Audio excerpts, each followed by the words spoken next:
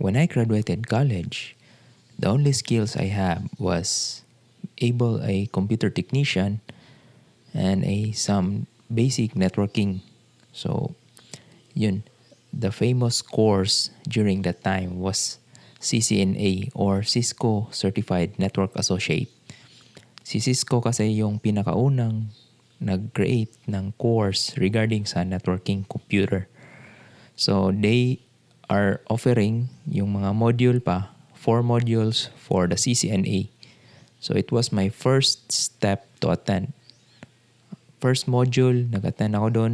Nag-enroll ako sa isang college, university, just to learn the basics of networking. Then as eventually, yun nag-evolve, meron akong mga nakita na during naputol kasi yun kasi medyo mahal yung course, around 16,000 per module. Then during the working na, yun, nakita ko na meron parang crash course dun sa CCNA. So, yun yung nagiging basic ko kung bakit ako naging network engineer. Actually, meron akong mga certification. CCNA was the first. Tapos, yung Huawei na. Nag-shift ako na sa ibang vendor. Kasi yun yung sponsored ng company. Huawei. So, nagiging Huawei Certified Associate, Certified Professional, hanggang sa umabot ako sa HCIE, yung Huawei Certified Internetwork Experts. So, yun yung pinakamataas na level of certification kasi dun sa HCIE, expectation is you can build the internet network from scratch, in which kaya naman natin gawin with the experience and configurations. So, HCIE is equivalent to CCIE or Cisco Certified Internet Network Expert. So, yun.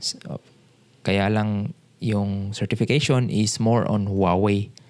Kasi yun nga, yun yung sponsor kasi yung certification natin is very expensive. Meron kasing written na $100. $100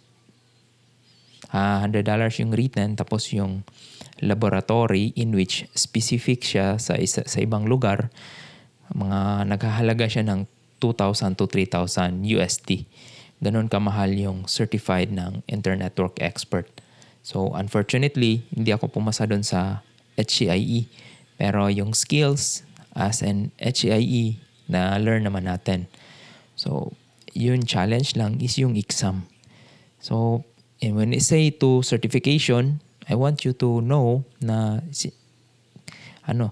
sa ngayon, yung mga corporate natin is yung labanan is more on certification kasi more of a validation siya on how is your skill level sa corporate ngayon.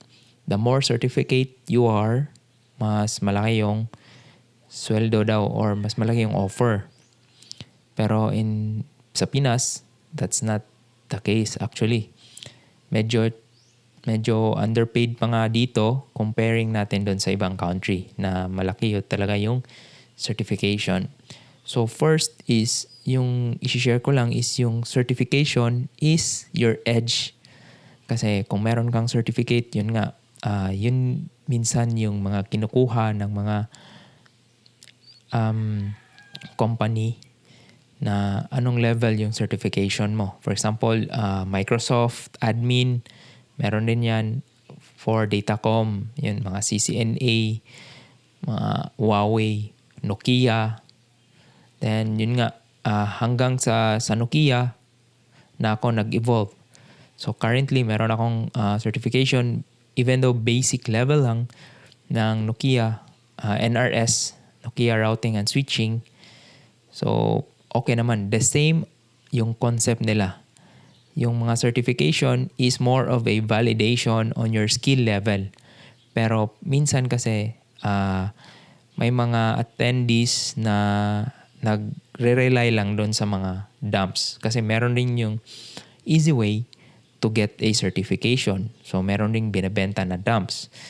Yun yung mga pre-answered questions na more of similar looks familiar questions. during sa actual exam. So yun, uh, much better to focus if you're starting your career.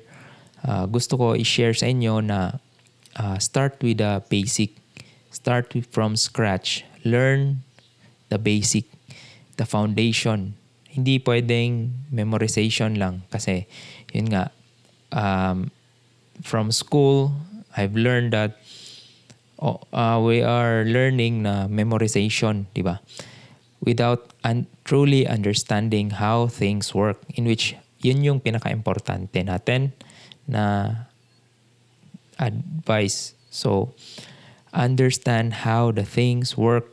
Kasi yun nga, ginawa kong channel na to para hindi tayo ma-explain natin sa audience as a network engineer or technician yung basic or yung knowledge. Hindi lang kay yan yung tinuro pero baback up pa natin yan ng theory or yung mga from the book talaga. Okay? So, just make sure na when you're learning a skill, be sure to understand it fully. Kasi ngayon, marami ng distraction sa social media na ito, gagawin mo. Pero yung basic ng pag-build ng network is through online or self-paced education. Sinabi kong online kasi marami ng nagtuturo sa YouTube na tutorial ng mga basic networking. Tapos, yun yung kagandahan ngayon. Kasi sa information natin ngayon, marami ng free. Andun yung YouTube, mga Skillsoft, LinkedIn. So, napakarami na ng source ng education. Just make sure na you're choosing the right type of content na kinukonsume nyo. Kaya recommended ko sa mga future or mga college student na make sure na klaro yung path nyo. At first talaga, hindi talaga ako confident kung anong magiging path ko as an ECE. So, lately lang na lumabas na gusto ko pala ng networking. As a network engineer, paano i-route yung traffic, paano i-shift or paano mag-manage ng network as a network administrator. Okay? So, ngayon, napaka malaki na yung network natin. Tapos, napaka-importante na ng communication. Kaya, in-ensure talaga natin na yung network natin is fully resilient, na merong protection, na kahit merong fiber cut dyan, hindi malalaman ng customers na, naputol na pala yung link na to. So, nag-shift lang yung traffic sa protection link. So, ganun ka-seamless na yung network natin ngayon. Ganun ka-importante yung information technology. So, anong magiging play ng mga network engineer sa AI? Well, we provide the infrastructure. Kasi paano makakarating yung AI server or yung dun sa end user is through network communication pa rin. So, ganun ka-vital. Nagtatahi pa rin yan. Kaya, although possible na replaceable in the future, pero level up your skills na hindi ka magiging replaceable ng AI.